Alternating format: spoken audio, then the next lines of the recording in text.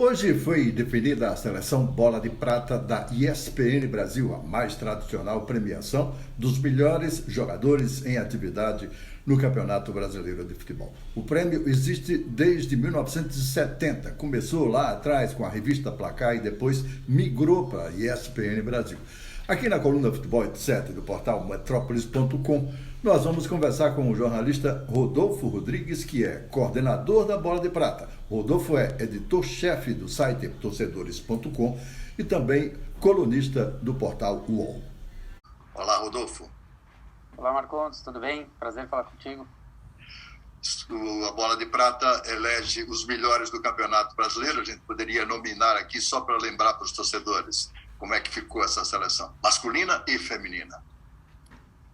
Vamos lá, hoje a seleção do Bola de Prata fechou com o masculino, né, com uma base grande do Atlético Mineiro, que fez uma excelente campanha, né, nesse ano, né, com a segunda melhor campanha na história dos pontos corridos. O goleiro Everson, do Atlético, né, foi o vencedor. Na lateral direita foi o Mariano, também do Galo. Zagueiro Léo Ortiz, do Bragantino. O outro, Júnior Alonso, do Atlético Mineiro, que ganhou pelo segundo ano consecutivo. E o Guilherme Arana, também, segundo ano consecutivo, ganhando como melhor lateral esquerdo.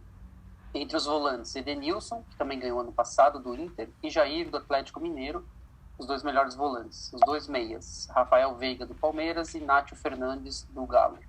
E no ataque, Arthur, do Bragantino, e Hulk, do Atlético Mineiro. O Hulk ganhou também, além do melhor atacante, o prêmio de artilheiro, né? Ganhou a Bola de Prata como artilheiro e também o Bola de Ouro como o melhor jogador do campeonato. O Cuca ganhou como melhor técnico, o Andréas Pereira com o gol mais bonito e o Matias Zarate, do Atlético Meia, como revelação do campeonato. A seleção feminina ficou como, Rodolfo? A seleção feminina teve como destaque o Corinthians, né? Uma novidade, né? A seleção feminina é uma novidade muitíssimo bem-vinda, por sinal.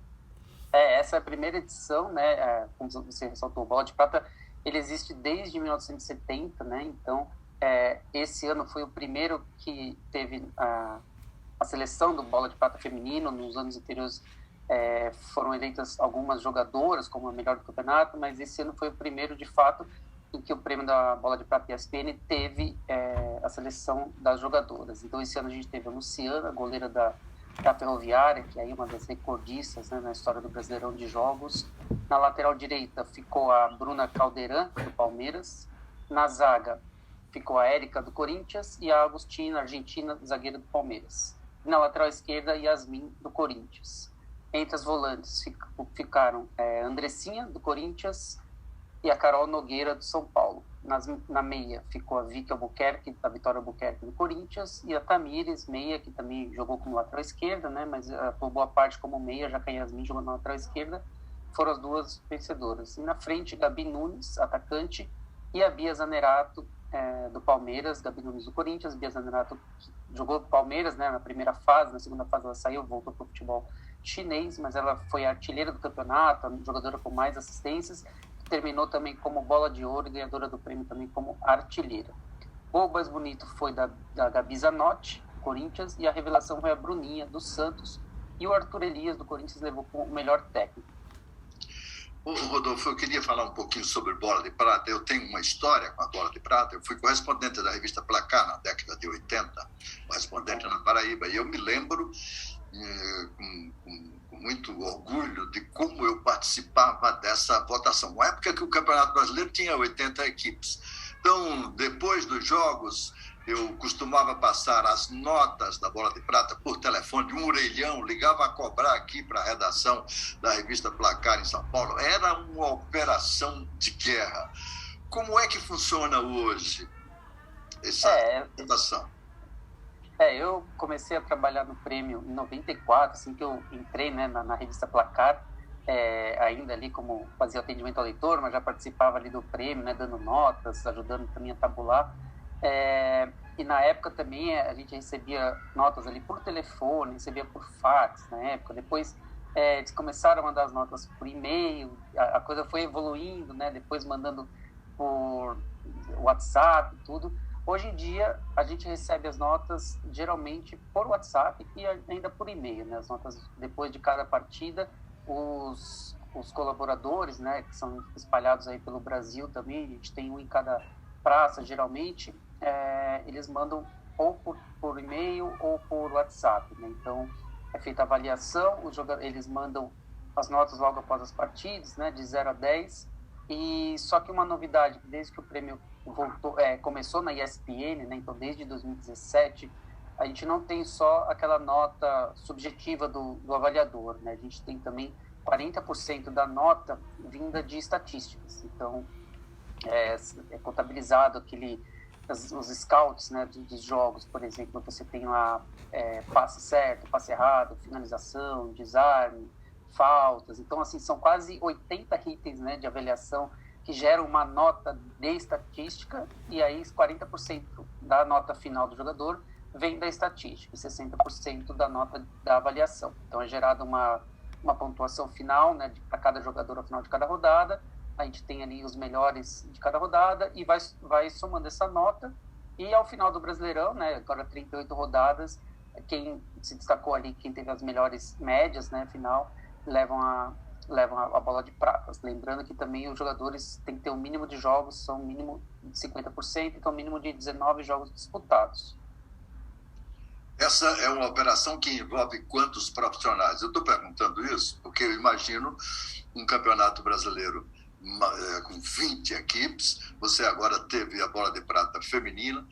Quantos profissionais são recrutados, estão nesta operação rodada após rodada? A gente tem um avaliador para cada time, né? Então, no Campeonato Brasileiro são 20 avaliadores. Hoje, esse Campeonato Brasileiro de 2021, os avaliadores foram todos profissionais ali que trabalham na ESPN Brasil.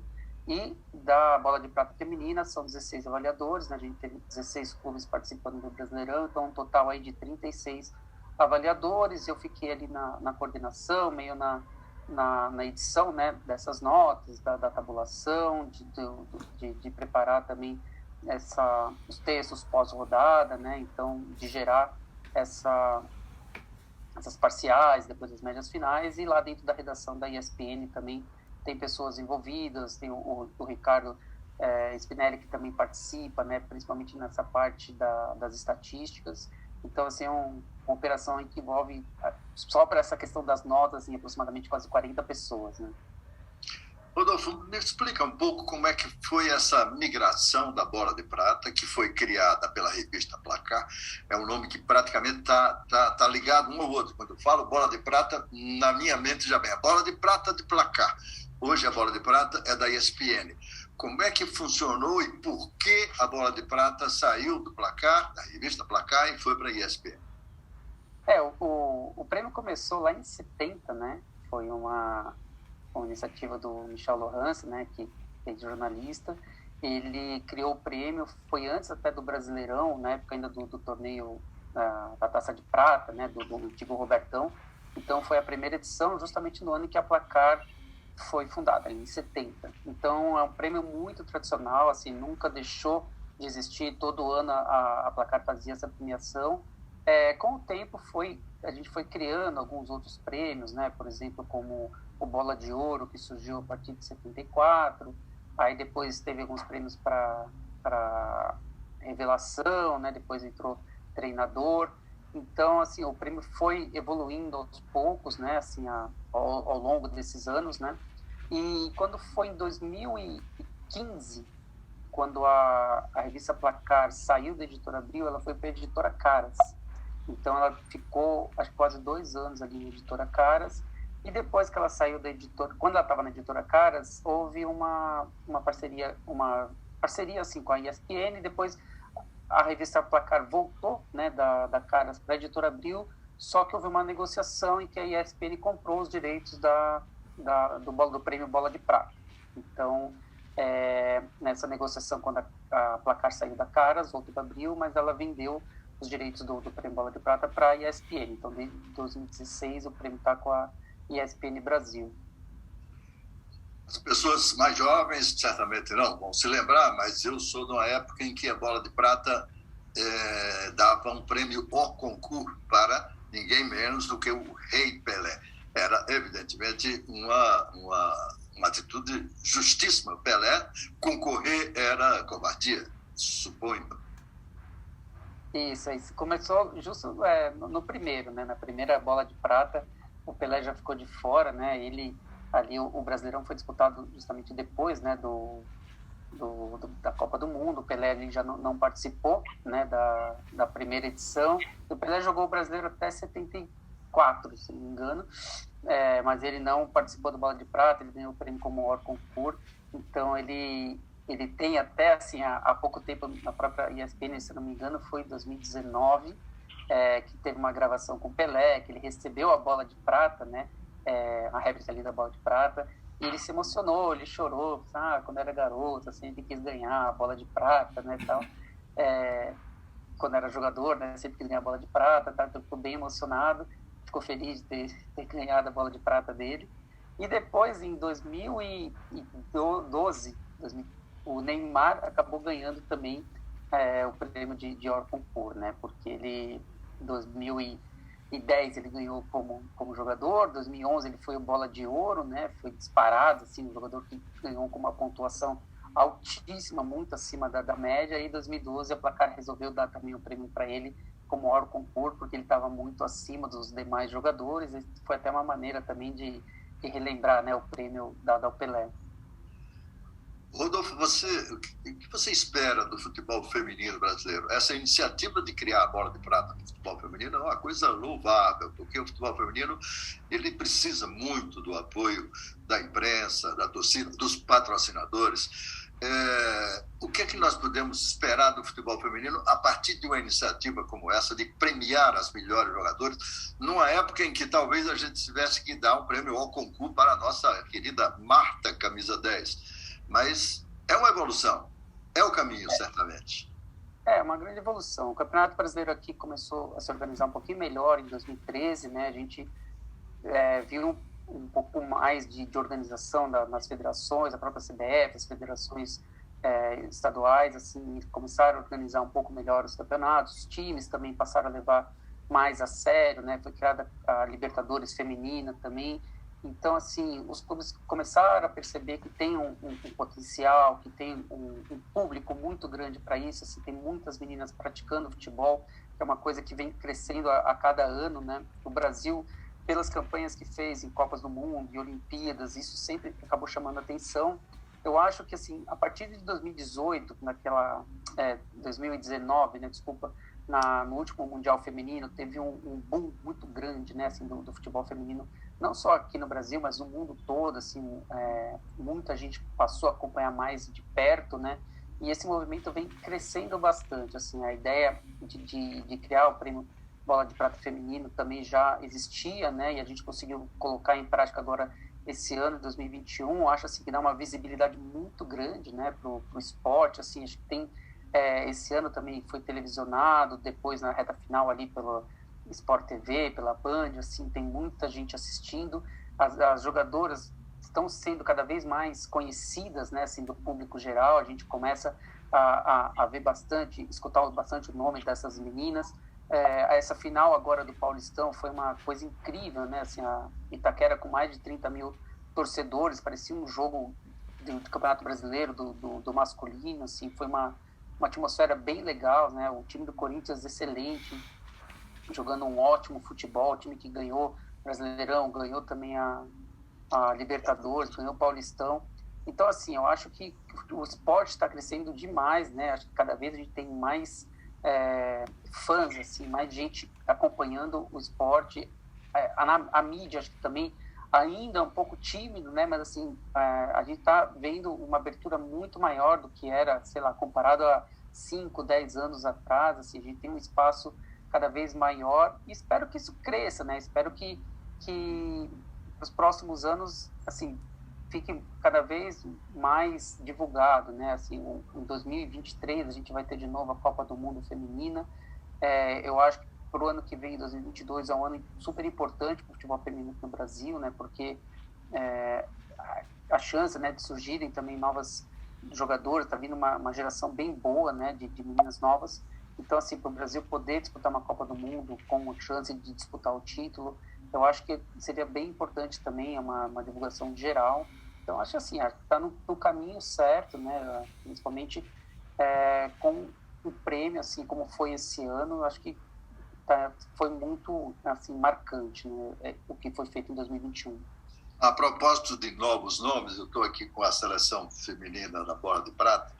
Luciana, Caldeirão, Érica, Augustina, Yasmin, Andressinha, Carol, Vicky Albuquerque, Tamires, Gabi Nunes, Bia Zanarato e Arthur Elias é o treinador. Dessa geração aqui vitoriosa, que nome você recomendaria que a gente anotasse aqui para ser talvez uma nova Marta? Eu não sei se a gente vai ter, de repente, uma nova Marta, porque a Marta foi uma jogadora muito à frente das demais, assim, na sua geração, né? Ela era uma jogadora que tinha um talento excepcional perto das outras que não tinham nem uma condição de chegar perto da Marta, assim, pela própria dificuldade mesmo que era disputar o futebol feminino aqui no Brasil, assim, não era uma coisa era uma coisa muito amadora, assim, não tinham condições, né, de conseguir treinar, de conseguir disputar competições com um bom nível, né? Então, assim, era realmente bem precário. E a Marta, com o seu talento, ela ficou muito acima e virou um ícone, né, assim, do esporte aqui no Brasil. Então, acho que dificilmente... Hoje, assim, a gente vê muitas meninas muito boas, tem várias que jogam também no exterior, já estão acostumadas a jogar em grandes times da Europa, né? Então, assim, é um nível mais equilibrado, né? Apesar da gente ver ainda muita diferença técnica ainda no Campeonato Brasileiro, mas, assim, o que se vê aqui no Corinthians, o que se vê essas meninas que jogam na Europa, até nos Estados Unidos, assim, são boas jogadoras, assim, tem umas que são bem boas mesmo, por exemplo, a Bia Zanerato, que fez um campeonato excelente pelo Palmeiras na primeira fase, né? Se não me engano, acho que ela marcou 13 gols em 14, 15 jogos, deu 7 assistências, assim, ela fez um campeonato brilhante, né? Só que ela depois voltou para o futebol chinês. A gente tem excelentes nomes, por exemplo, a própria Gabi Zanotti, que não entrou na seleção e ganhou como o gol mais bonito, mas, assim, a Tamires, você tem a própria Vitória Albuquerque, a Gabi Nunes, que também saiu, deixou o Corinthians, foi para o exterior, mas Andressinha, a Érica do Corinthians, zagueira. Então, você tem muitas jogadoras aqui que, sim, tem um nível muito bom mesmo. E esse ano o destaque mesmo foi a Bia Zanerato, do Palmeiras, né? Ela fez um campeonato excepcional. Está anotado aqui o nome da Bia Zanerato, vou passar a apostar nela como, quem sabe, a craque do futuro, quem sabe, a sucessora da nossa querida Marta. Sim. Agora, para concluir, sem querer tomar mais o teu tempo, queria fazer uma pergunta que pode parecer incômoda ou inoportuna, mas olha só, hoje você elegeu a Bola de Prata 2021. A CBF também elegeu a sua seleção, a seleção do Campeonato Brasileiro, eleita pelos jornalistas convidados pela Confederação Brasileira de Futebol. Há divergência de algumas posições. A gente poderia fazer essa comparação? Por exemplo, a seleção brasileira, a seleção do Campeonato Brasileiro da CBF, tem Everton no gol, Pikachu, Gustavo Gomes, Júnior Alonso, Guilherme Arana, Edenilson, Jair, Rafael Veiga, Nacho Fernandes, Michael, aí, um flamenguista no time, e Hulk, o técnico é o Cuca. Dessas divergências aí, você acha que houve alguma injustiça no nosso caso, da Bola de Prata? Então, o Prêmio Bola de Prata, assim, ele mantém basicamente o mesmo critério desde lá de 1970, que assim, a avaliação é por jogo, pelo que o jogador fez na partida. Então, ao longo do campeonato, somado assim, todas as notas dele, tirado uma média final. Essa é a grande diferença do Bola de Prata em relação a outros prêmios que a gente vê pelo mundo, que geralmente são em cima de votos, né, de jornalistas ou de jogadores, como no caso do prêmio lá da FIFA. E geralmente esses votos de jornalistas e de jogadores ou pessoas convidadas são feitos assim ao final do campeonato. Então, acaba se misturando muita coisa. Por exemplo, um exemplo aqui, o Gustavo Gomes. O Gustavo Gomes fez pouquíssimas partidas no Brasileiro, né? Ele não, e algumas delas ele perdeu, acho que por conta da Copa América, depois teve desfalcado por causa da as eliminatórias, o Palmeiras jogou alguns jogos com o time reserva. Então, assim, ele fez um campeonato tão brilhante. Às vezes o voto é nele, porque assim, as pessoas falam, o Gustavo Gomes é um dos melhores zagueiros do Brasil, ganhou a Libertadores, e aí acaba meio confundindo, achando que tem que dar o prêmio para ele, mas não é analisado o desempenho assim, do que ele fez durante o campeonato todo. Aí a gente tem aqui o prêmio para o Léo Ortiz, que foi um zagueiro do Bragantino que fez um campeonato muito regular. O Bragantino foi bem, chegou a liderar o campeonato, ele fez um campeonato muito bom, chegou até a ser convocado para a seleção brasileira. Então a média dele foi superior à do Gustavo Gomes. Assim, eu acho muito justo o prêmio. Muita gente acha, mas o Léo Ortiz, do Bragantino, né, ninguém conhece, não sei o quê. Então tem essas divergências. Ali o Mariano e o Iago Pikachu ficaram bem próximos, né? O Pikachu foi muito bem até porque marcou bastante gol nesse campeonato, mas o Mariano também foi outro que conseguiu ser regular e fez parte de um time que fez uma campanha sensacional, né? Então, o Galo fez vários jogos muito bons e o Mariano acabou ganhando também, consequências, notas boas. Então, isso ajudou muito para ele. Enquanto o Iago Pikachu teve alguns jogos que o Fortaleza foi derrotado, assim, apesar de ter ficado em quarto, né, no campeonato, mas assim, o Fortaleza perdeu muito mais jogos que o Atlético Mineiro. Então, a média, às vezes, do Pikachu nessas partidas acabou sendo menor. Outra divergência aqui é entre o Michael e o Arthur. E aí é o mesmo caso. O Michael, primeiro turno, super questionado, assim, alguns flamenguistas ainda reclamando, xingando o Michael, que é possível, ele é grosso, não sei o quê. Quando o Renato Gaúcho chegou ao Flamengo, ali no final do primeiro turno, ele começou a jogar muita bola, começou a marcar gol, chegou a ser artilheiro do campeonato por um período, e às vezes fica na memória, né, a memória recente ali dos jornalistas, das pessoas que votam, é o desempenho do cara numa reta final de campeonato. Isso acontece muito.